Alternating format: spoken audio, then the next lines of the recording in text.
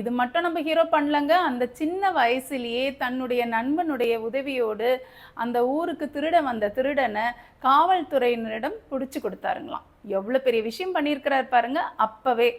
நீங்க என்ன நினைக்கிறீங்கன்னு எனக்கு புரியுதுங்க. போதும் போதும், ரொம்ப சுத்தி வளைக்காதீங்க, இவர் யாருன்னு சொல்லிடுங்கன்னு கேக்குறீங்க. இவர் விருதுநகர் மன்ற தலைவராகவும் தமிழ்நாட்டில் காங்கிரஸ் கட்சியின் தலைவராகவும் தமிழ்நாட்டை ஆண்ட முதலமைச்சராகவும் இருந்திருக்கிறாருங்க.